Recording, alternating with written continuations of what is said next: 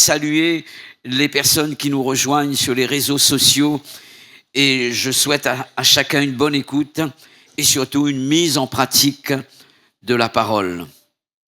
On va faire 2 lectures, si vous voulez bien, pour notre méditation. La première, ce sera dans le livre du prophète Ésaïe.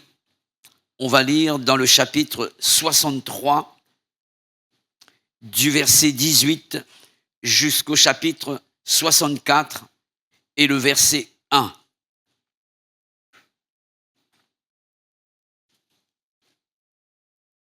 Je répète donc la référence Ésaïe 63 et à partir du verset 18.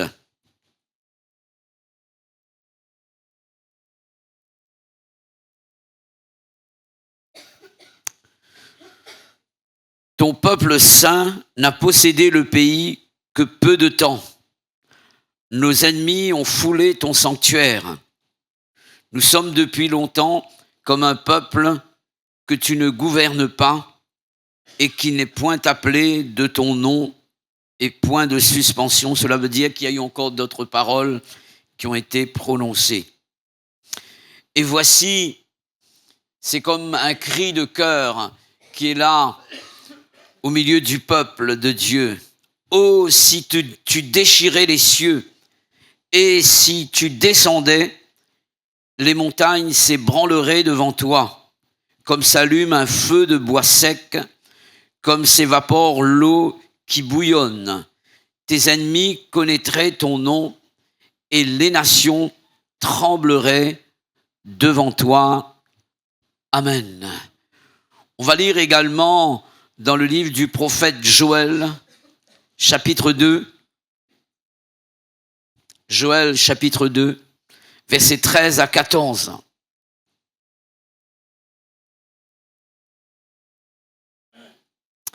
Voici ce que Dieu dit à son peuple.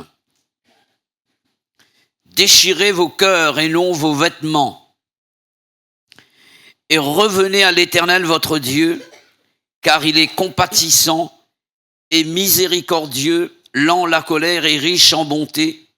Il se repent des maux qu'il envoie.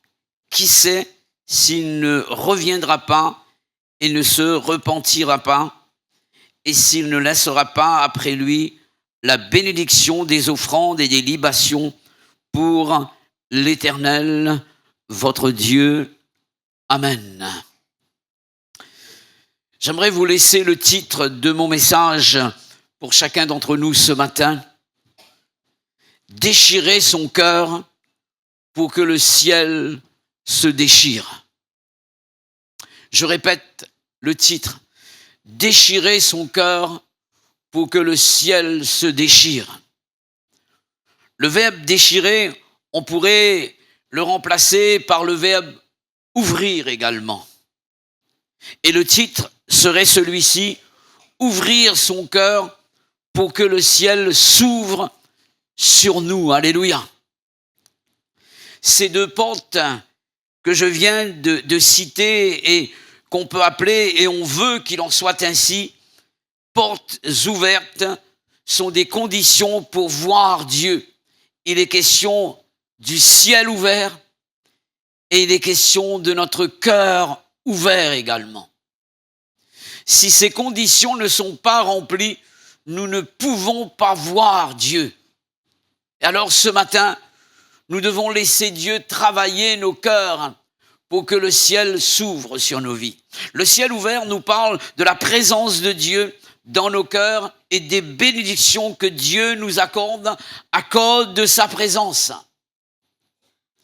Et le ciel ouvert est une condition indispensable pour que Dieu puisse agir en notre faveur. C'est ce que nous avons lu dans le chapitre 63 et 64 du livre du prophète Ésaïe. Si tu déchirais les cieux et si tu descendais, il est question de la présence de Dieu. Et voici ce que dira donc le peuple de Dieu, les montagnes s'ébranleraient devant toi. Il s'agit des difficultés, des problèmes, des épreuves que nous pourrions connaître. Et peut-être qu'au milieu de nous, il y a de ceux qui sont touchés par quelques problèmes, quelques épreuves, quelques difficultés, comme des montagnes qui se dressent devant vous. Et la Bible dit ceci: si le ciel est déchiré et si Dieu est là, alors ces problèmes seront solutionnés. Alléluia. Les questions de la présence de Dieu. C'est cela qui marquera toute la différence. Nous pouvons être réunis les uns avec les autres. Nous pouvons chanter des cantiques. Nous pouvons jouer de la musique. Nous pouvons même prêcher. Mais si Dieu n'est pas dans notre musique, si Dieu n'est pas dans notre chant, si Dieu n'est pas dans notre message, alors nous ne pouvons pas voir Dieu. Il est important de comprendre cela, mes frères. La présence de Dieu fera toute la différence. Et il est dit également, nos ennemis trembleraient devant Dieu. Et lorsque l'ennemi tremble devant Dieu, il tremble devant nous également. Alléluia. Si le ciel est ouvert, et ici il est question d'une condition sine qua non permettant à Dieu d'agir en notre faveur. Et j'aimerais ajouter ceci: il existe un lien de cause à effet entre le cœur ouvert et le ciel ouvert. Si le cœur n'est pas ouvert, le ciel ne peut pas s'ouvrir. C'est impossible. Si notre cœur n'est pas ouvert, mes frères et sœurs, le ciel ne peut pas s'ouvrir sur notre vie. C'est ce qui est dit dans le livre du prophète Joël, on a pu lire ensemble chapitre 2, versets 13 à 14. J'aimerais revoir avec vous ce verset, s'il vous plaît, ces versets. Joël chapitre 2, versets 13 à 14. Voici ce que nous avons lu. Et c'est Dieu qui parle. Déchirez vos cœurs et non vos vêtements. Déchirez vos cœurs et revenez à l'Éternel, votre Dieu, car il est compatissant et miséricordieux, lent la colère et riche en bonté. Il se repent des maux qu'il envoie. Qui sait s'il ne reviendra pas et ne se repentira pas, et s'il ne laisserait pas après lui la bénédiction. Donc, il est parlé de bénédiction lorsque le cœur est ouvert. Alors, le ciel s'ouvre sur nous et nous sommes bénis de Dieu. Alléluia. Le cœur déchiré, d'après le prophète Joël, nous ouvre la porte des bénédictions, et ces bénédictions viennent du ciel. Veux-tu goûter, frère, sœur, aux bénédictions venant du ciel? Alors laisse grand ouvert ton cœur, ouvre ton cœur, et Dieu viendra s'installer et faire une œuvre extraordinaire. Et il y a un cantique qui dit ceci, que nous devons nous livrer totalement à Dieu. Pourquoi est-il question de cœur ici? Parce que tout vient du cœur. C'est ce que dit le livre des Proverbes dans chapitre 4, verset 23, deuxième partie.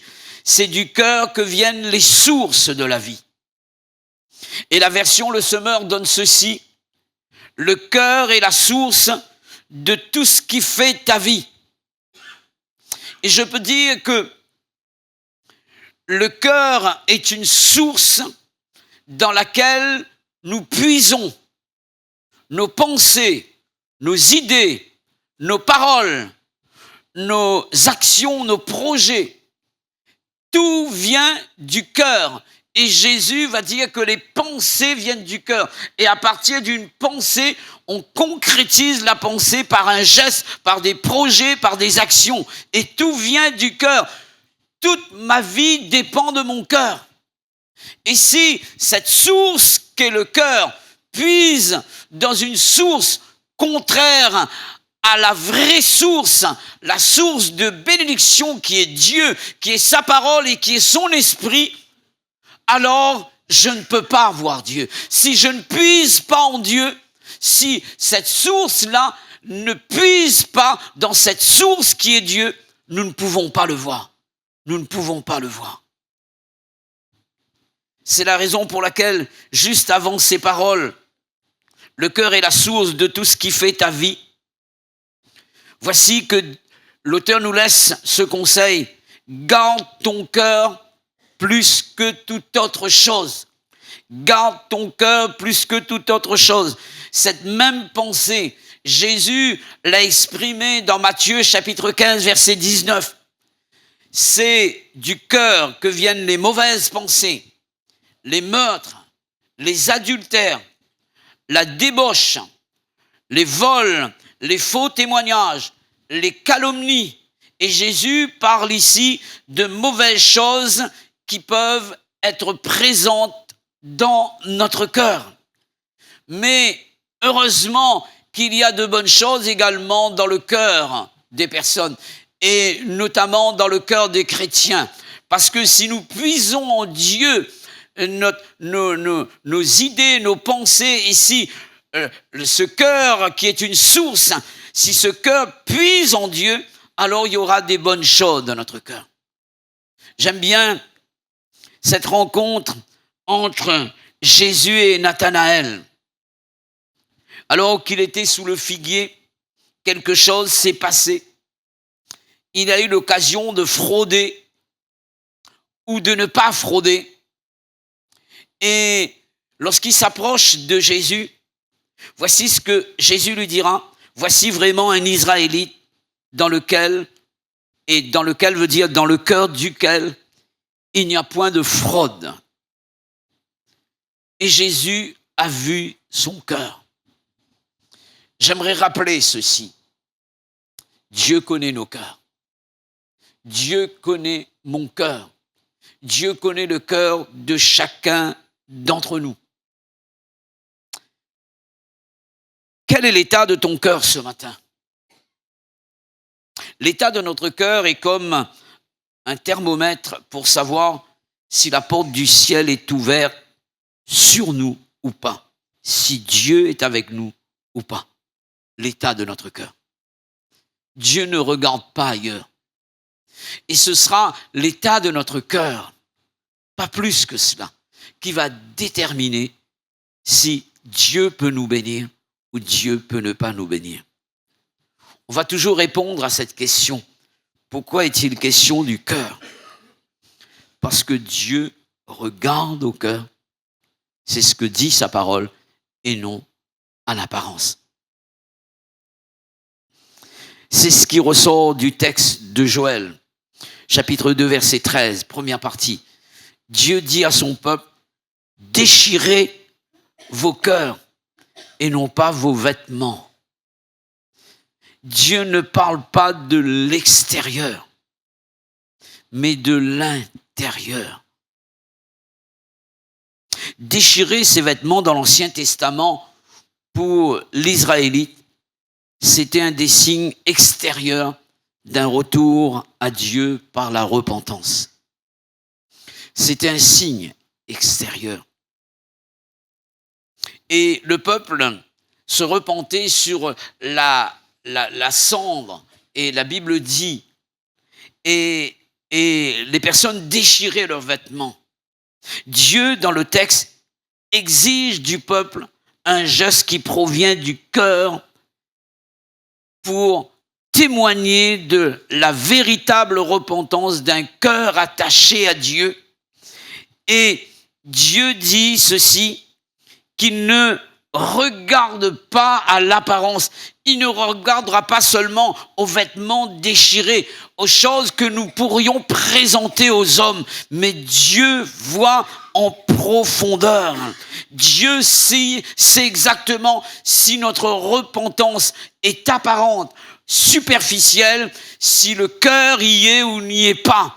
Un cœur déchiré, c'est un cœur vrai, c'est un cœur authentique, c'est un cœur sincère.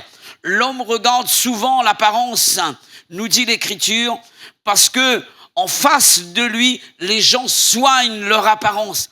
Et il y a une apparence de piété dont nous parle la Bible et qui n'a point de force en elle-même. Nous pouvons avoir une apparence de piété, dira l'apôtre, mais reniant ceux qui ont fait la force. Quelle est la force de notre piété?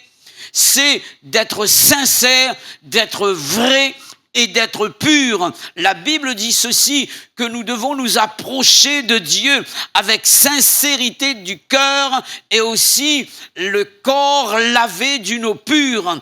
Et il est dit également dans Matthieu chapitre 5 verset 8, « Heureux ceux qui ont le cœur pur, car ils verront Dieu. » Amen.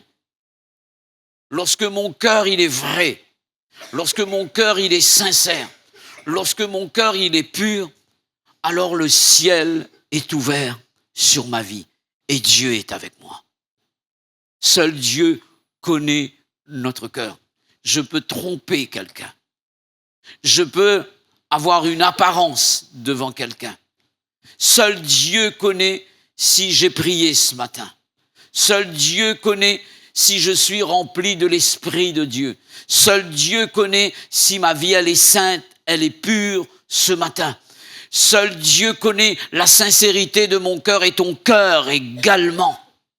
Et la Bible dit qu'on reconnaîtra un arbre par son fruit. Il y aura des fruits qui vont déterminer que nous sommes de Dieu ou bien que nous ne sommes pas de Dieu. Je peux avoir l'apparence d'une piété. Je peux être là comme cela et croiser les bras et faire la personne pieuse. Mais Dieu ne regarde pas l'apparence, il regarde au cœur. Il regarde au cœur. Quelqu'un me dira avec raison, le ciel n'est-il pas déjà ouvert? En effet, c'est ce que dit la Bible. Et j'aimerais lire avec vous dans Hébreux chapitre 10, versets 19 à 20, s'il vous plaît.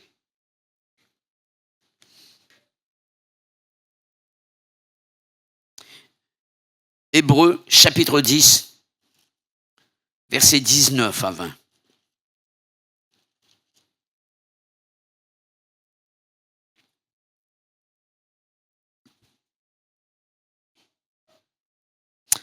Ainsi donc, frères, puisque nous avons au moyen du sang de Jésus une libre entrée dans le sanctuaire par la route nouvelle et vivante qu'il a inaugurée pour nous au travers du voile, c'est-à-dire de sa chair.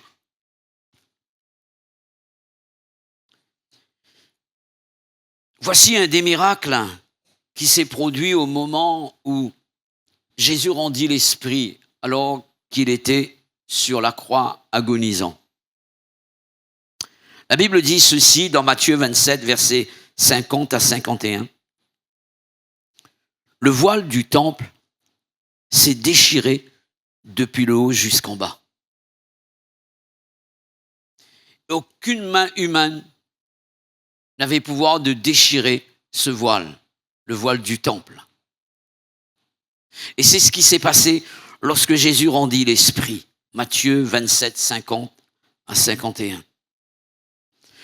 Le voile du temple déchiré est le signe démontrant ce qui venait de se passer dans le ciel ce jour-là, un miracle. Le ciel s'est déchiré. Le ciel s'est déchiré. La prière du peuple de Dieu du temps d'Ésaïe s'est réalisée. Dieu a déchiré le ciel par la mort expiatoire de son Fils Jésus-Christ à la croix. Mais maintenant, est-ce que le ciel peut se refermer sur nous? C'est une question que l'on peut se poser. Bien sûr que oui. Bien sûr que oui. Le ciel, il est ouvert, lui. Mais sur ma vie, le ciel peut se fermer. Le ciel peut se fermer. Même si le ciel est ouvert, nous pouvons le refermer si notre vie n'est pas en accord avec la volonté de Dieu. On a trop tendance à vouloir dire « Dieu fait grâce ». Effectivement, Dieu fait grâce. Mais la grâce de Dieu n'empêche pas sa sainteté. Dieu est saint. Et la sainteté de Dieu veut dire que Dieu ne peut pas tolérer le péché. C'est impossible. Et il va toujours dire non au péché. Oui au pécheur, mais non au péché. Dieu ne peut pas tolérer le péché parce que Dieu est saint et la Bible dit que la sainteté convient à sa maison. C'est ce que nous avons chanté tout à l'heure. Et il est dit que celui qui s'approche de Dieu, qui s'éloigne de l'iniquité. Sinon, il n'y aura aucune approche de Dieu. C'est impossible. C'est impossible. Si notre vie n'est pas en accord avec la volonté de Dieu, nous-mêmes, nous allons fermer le ciel sur nos vies. En fait, le problème ne viendra pas de Dieu. Le ciel est ouvert, lui. Mais je peux fermer le ciel sur ma vie si ma vie n'est pas en accord avec la volonté de Dieu. C'est ce qui s'est passé pour Israël, d'après le texte d'Ésaïe. Le ciel s'était ouvert pour un peu de temps. Et puis, il s'est refermé. Je reprends le texte avec vous. Ésaïe 63, versets 18 à 19.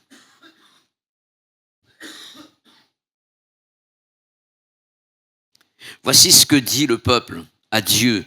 Ton peuple saint n'a possédé le pays que peu de temps. Très peu de temps. Et il est dit ceci. Nos ennemis ont foulé ton sanctuaire. Nous sommes depuis longtemps comme un peuple que tu ne gouvernes pas et qui n'est point appelé de ton nom. Retenez bien cela, qui n'est point appelé de ton nom. Oh, si tu déchirais les cieux et si tu descendais, les montagnes s'ébranleraient devant toi. Le peuple est en train de dire ici qu'il n'a possédé le pays que peu de temps. Parce que malheureusement le ciel s'est refermé sur Israël pour une longue période. Dieu n'était plus avec son peuple et il ne gouvernait plus. Quelle en était la cause? On va lire dans le chapitre 64, versets 4 à 5.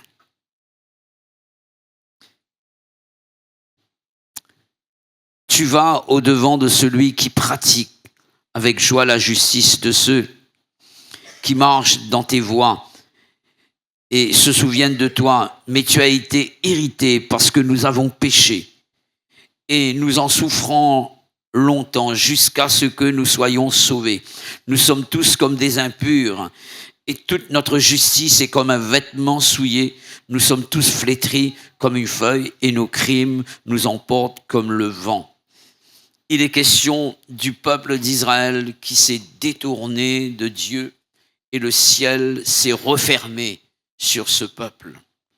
Si ma vie n'est pas correcte devant Dieu, le ciel va se fermer sur ma vie.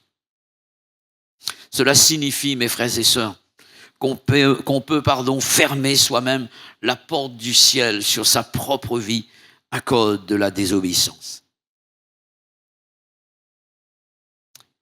Pourquoi devrions-nous ouvrir la porte de nos cœurs devant Dieu?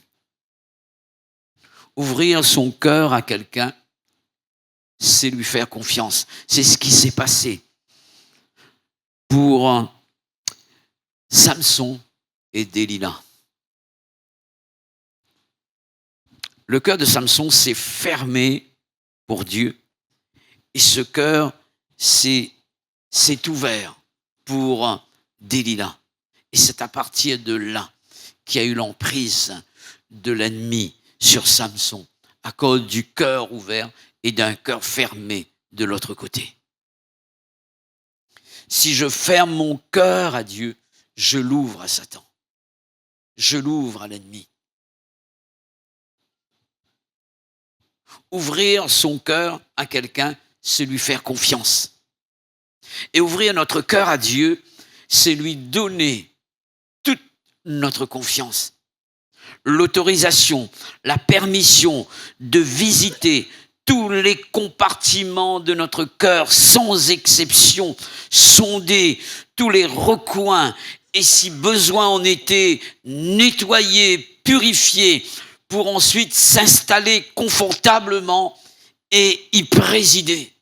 Parce que nous sommes les temples de Dieu et Dieu habite dans nos cœurs. Alléluia. Dieu habite dans nos cœurs par le Saint-Esprit. Et pourquoi devrions-nous ouvrir notre cœur? Parce que ce cœur-là, nous l'avons donné à Dieu et il doit y présider, il doit régner dans ce cœur-là pour régner dans toute notre vie parce que les sources de la vie viennent du cœur. Et si je laisse Dieu présider, prendre toute la place dans mon cœur, alors il règne et nous sommes bénis de lui. Alléluia. J'aimerais vous parler d'une église de l'Apocalypse. Et l'apôtre Jean va présenter cette église où Jésus n'y était plus. Les chrétiens avaient fermé la porte de leur cœur à Jésus. Jésus se retrouve non plus à l'intérieur, mais à l'extérieur.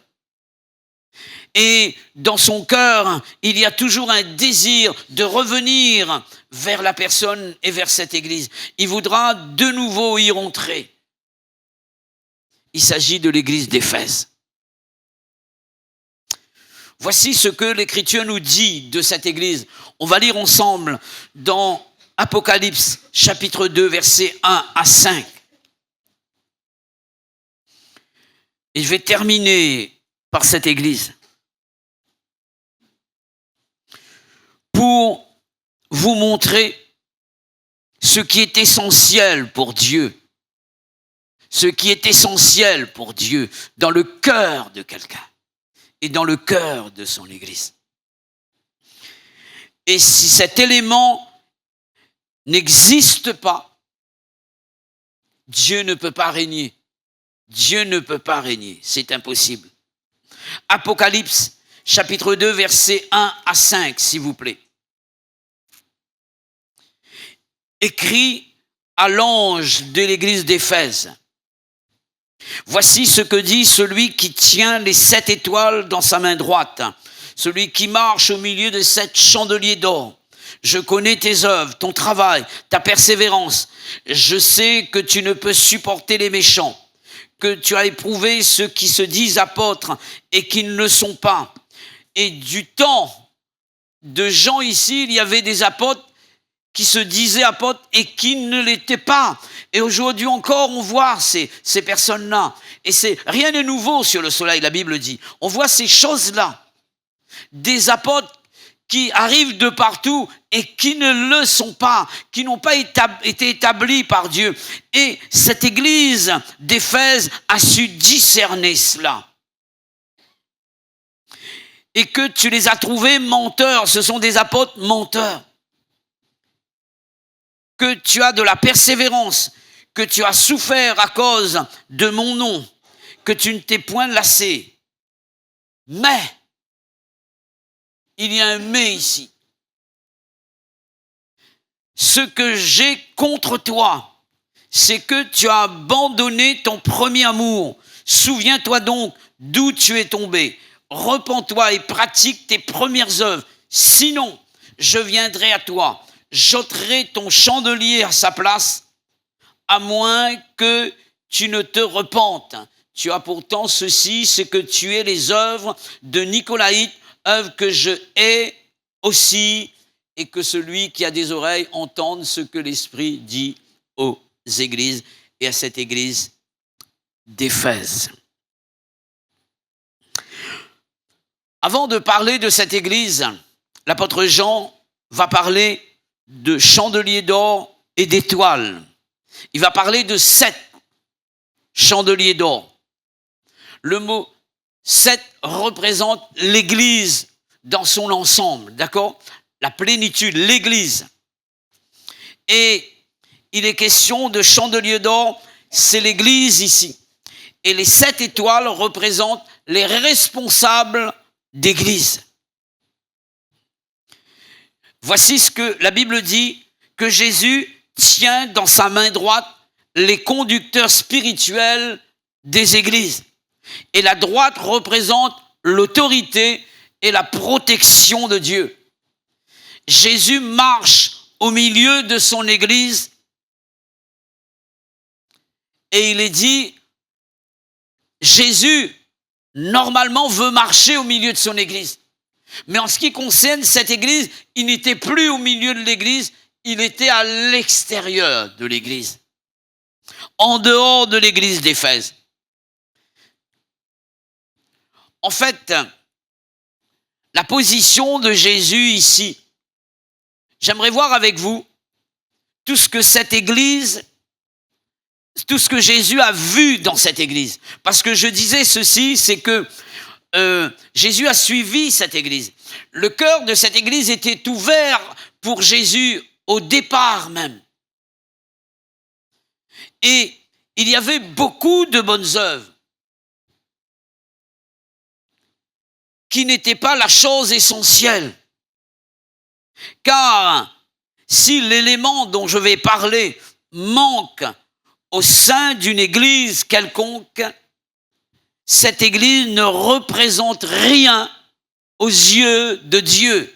Car l'apôtre Paul, et je parle de l'amour, l'apôtre Paul dira ceci, si je n'ai pas d'amour, je ne suis rien. Si je dis qu'il n'y a rien sur ce podium, cela veut dire que je n'y suis pas.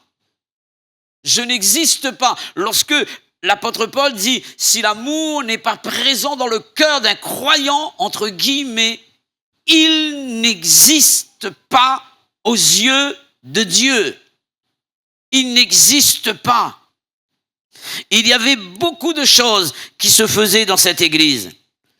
Et on va les considérer très rapidement. Je n'aurai pas le temps de faire une étude profonde, mais j'aimerais quand même laisser quelques informations ici.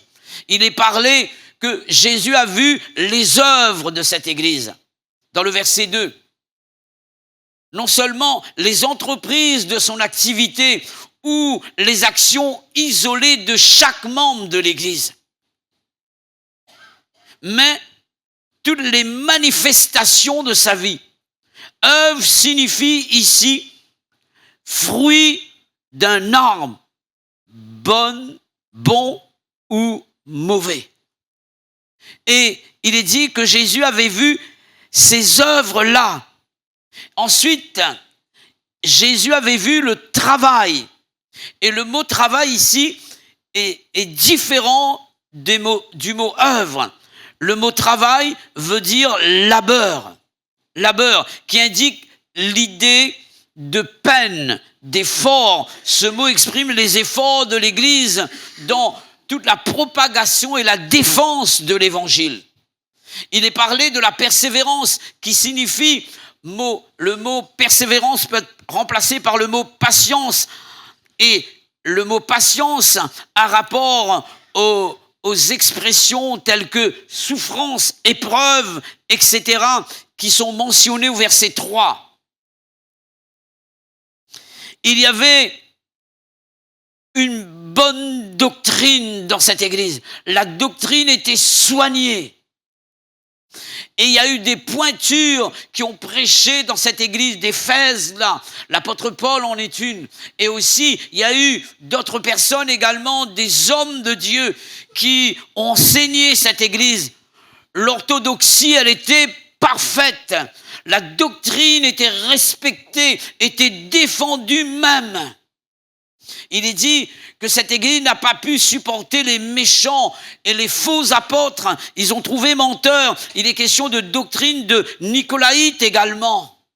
Certains pensent qu'il s'agit donc de ce Nicolas qui faisait partie des 7 diacres qui ont été choisis par l'église primitive. Et la plupart des historiens sont d'accord pour dire qu'il y a un lien entre la définition du nom de ces personnes. Et Nicolas en grec signifie ceci, celui qui vint, le verbe vaincre, le peuple. Et comme la doctrine de Balaam également, un rapport avec la signification du nom, celui qui engloutit le peuple. Et ces doctrines étaient là, et l'église d'Éphèse avait combattu ces choses-là. On aurait envie de dire que cette église était une église parfaite. Mais l'église parfaite n'existe pas ici-bas. Parce que je suis dans cette église, la perfection absolue n'existe pas, parce que je ne suis pas parfait. Parce que tu es dans cette église de Saint-Pierre, la perfection absolue n'existe pas. Mais maintenant, Dieu nous appelle à quelque chose ici. On aurait envie de dire que cette église a été parfaite. Mais il y a un mais, et un seul mais. La chose la plus importante a été négligée. Il manquait l'essentiel dans cette église. On peut tout avoir. On peut avoir une belle organisation. On peut avoir une bonne doctrine. On peut avoir beaucoup d'œuvres dans l'église. On peut avoir beaucoup de réunions, beaucoup d'actions. Mes frères et sœurs, comprenez bien ceci. Si l'amour n'existe pas dans l'église, ce n'est plus une église. C'est une organisation. Si l'amour n'est pas pratiqué dans l'église, ce n'est plus une église. Ce n'est plus une église. Parce que Dieu est amour. Alléluia. Dieu est amour. On peut tout avoir dans l'église. Mais si l'amour n'existe pas, cette église ne peut pas être appelée église. Et Jésus ne peut pas être présent dans le cœur de la personne qui n'aime pas. Et la Bible dit que nous ne pouvons pas, il est question de l'amour de Dieu ici, l'amour pour Dieu, mais aussi l'amour de Dieu. Nous ne pouvons pas aimer Dieu que nous ne voyons pas si nous n'aimons pas nos frères que nous voyons. L'amour est la force motrice de l'Église. Les religieux, toutes les religions ont essayé de changer le monde par des lois, par des pratiques, par des commandements. Tu feras, tu ne feras pas. Jésus est venu bouleverser le monde, non pas par la loi, mais par l'amour. Alléluia. Par l'amour. Et c'est cela qui fera toute la différence. Par l'amour. La vérité sans amour n'est pas vérité. Et l'amour sans la vérité n'est pas vérité, n'est pas l'amour non plus. Il y a un mais ici. Tu as abandonné ton premier amour. Jésus ne dit pas l'amour seulement. Il va parler du premier amour. Ce genre d'amour existait au sein de l'église d'Éphèse au départ, puisqu'il est dit abandonné. Cela veut dire que l'amour a existé. Mais au moment où Jésus parle à cette église, cet amour n'y était plus. Il s'est estompé. Et ça a commencé à diminuer au fur et à mesure.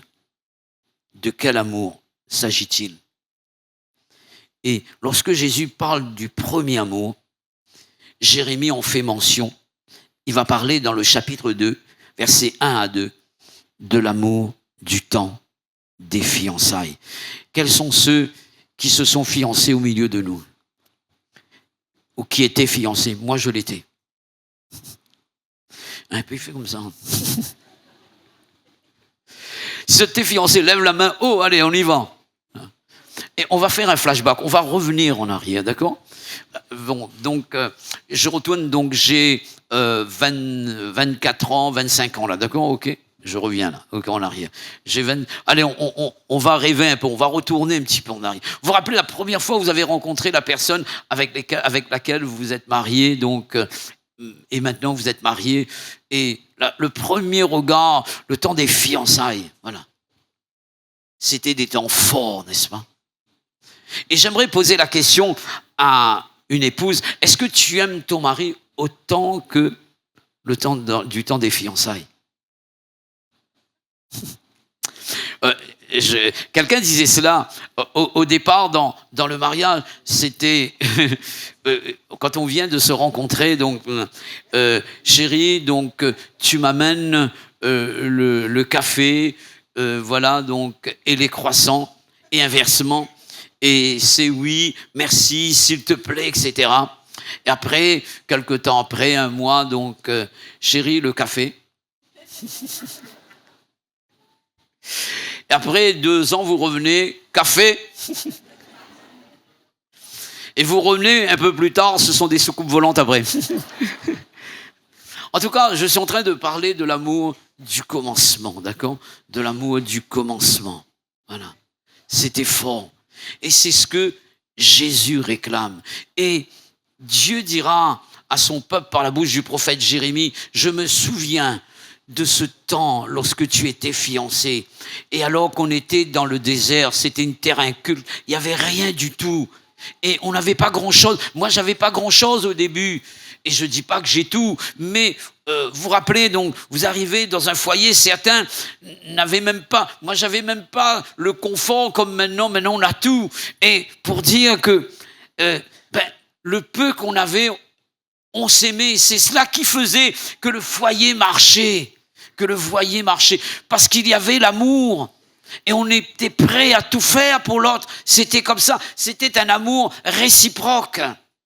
Et c'est ce que Dieu attend de nous, mes frères et sœurs. Rappelez-vous du commencement, le jour, les mois où vous avez rencontré Jésus. Comment, moi je croyais qu'il n'y avait que des anges dans l'église. J'aimais tout le monde. Je ne peux pas dire que je n'aime pas tout le monde, mais pour dire que j'avais aucune arrière-pensée sur qui que ce soit. Pour moi, tout le monde, il est beau, tout le monde, il est gentil. L'amour était fort, sincère et vrai. Et c'est comme cela. Pour vous, c'est pareil. Est-ce que nous vivons encore cet amour pour Dieu, pour nos frères et sœurs?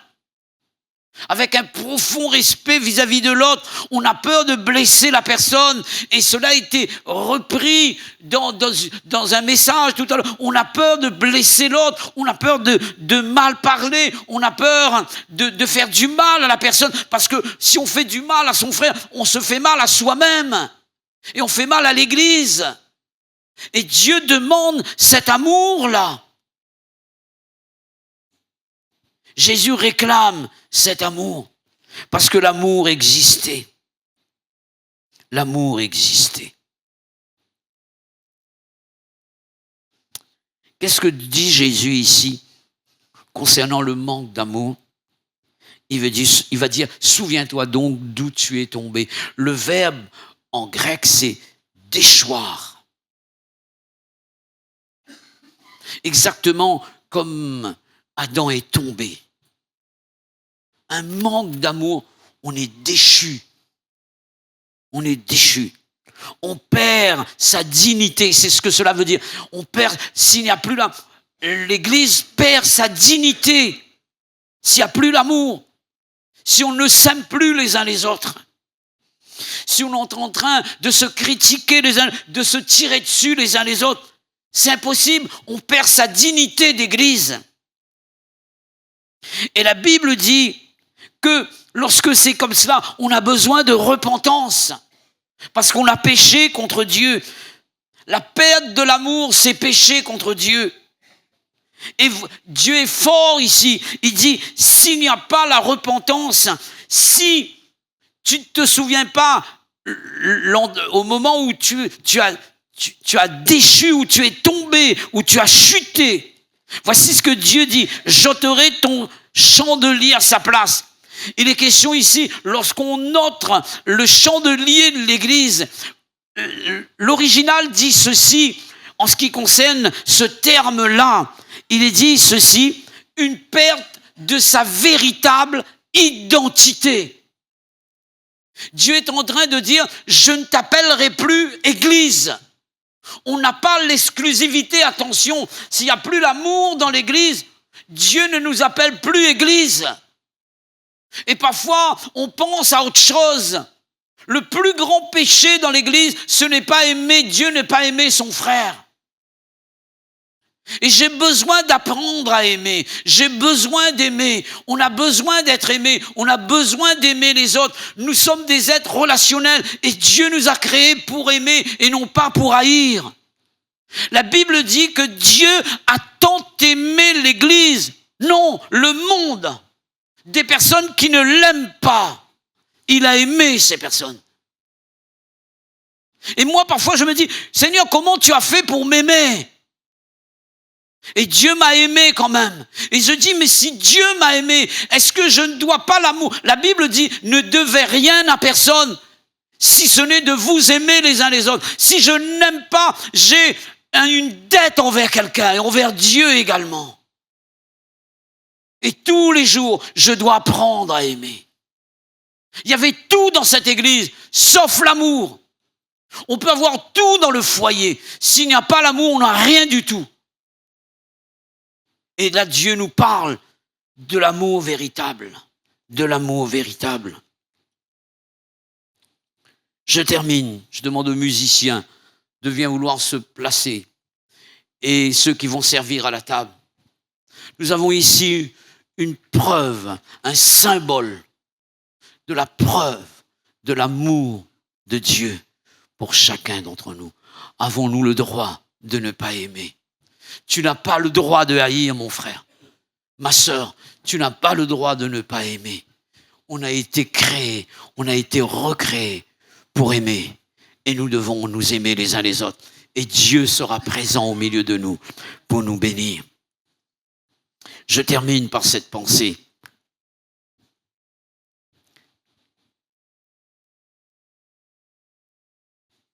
Le légalisme veut vivre la vérité par les lois, les règles, les principes. Jésus nous demande de vivre l'amour dans la vérité et la vérité dans l'amour. Alléluia. Car si nous n'avons pas l'amour, nous ne sommes rien. Voici comment le légaliste présentera Jean 3,16, le plus beau verset de la Bible. J'ai essayé de comprendre comment fonctionne le légalisme. Et voici comment il va présenter Jean 3,16. Quiconque faisant partie du monde que Dieu a aimé périra et n'aura jamais la vie éternelle s'il ne croit pas dans le Fils unique donné par le Père. Voici comment parle le légalisme. Je répète, quiconque faisant partie du monde que Dieu a aimé périra et n'aura jamais la vie éternelle s'il ne croit pas dans le Fils unique donné par le Père. C'est la même pensée exprimée, mais présentée différemment. Par quelqu'un qui n'aime pas, quelqu'un qui est dur, quelqu'un qui est méchant. Et voici comment l'apôtre de l'amour va parler. C'est Jean, l'apôtre Jean. Car Dieu a tant aimé le monde. Il commence par l'amour. Qu'il a donné la preuve de l'amour, son Fils unique, afin que quiconque croit en lui ne périsse pas. Il parle de ne pas périr. L'amour veut que la personne ne périsse pas, mais qu'il ait la vie éternelle. Ça, c'est la véritable définition du verset. Là-dedans, il y a la grâce et la vérité. Alléluia. Que Dieu nous aide, mes frères et sœurs, à savoir nous exprimer pour ne blesser personne, pour aimer les gens, pour relever les personnes, non pas pour les descendre. Car la Bible dit que Dieu ne brise pas le roseau cassé et n'éteint pas le lumignon qui fume. L'amour nous permet de nous exprimer comme Dieu. Que Dieu nous aide. Que Dieu nous aide. Recueillons-nous un moment et prions le Seigneur. Merci pour ton amour. Tu es amour, Jésus. Tu n'aimes pas seulement, mais tu es amour. L'amour, c'est ta personne. C'est ta personnalité. Tu ne peux pas faire autre chose qu'aimer. Et quand on aime, on fait du bien. On bénit. Donne-nous à bénir nos frères. Donne-nous à aimer nos frères. Donne-nous à les bénir comme Dieu les bénit. Seigneur, développe en nous ton amour. Et permets que nous puissions aimer toute personne sans exception. Seigneur, nous ne voulons pas être comme cette église d'Éphèse où Jésus n'y était plus. L'organisation, la doctrine, les œuvres, les efforts, tout était là. Mais l'essentiel a été oublié. Seigneur, que ton esprit descende au milieu de nous et change notre regard sur Dieu, sur les personnes autour de nous. Donne-nous à toutes les aimer, sans aucune distinction, celles qui appartiennent à Dieu et celles qui n'appartiennent pas à Dieu, celles qui ont abandonné, celles qui ne sont plus au milieu de nous. Donne-nous de nouveau à les gagner pour toi. Remplis-nous de cet amour par le Saint-Esprit. Au nom de Jésus-Christ.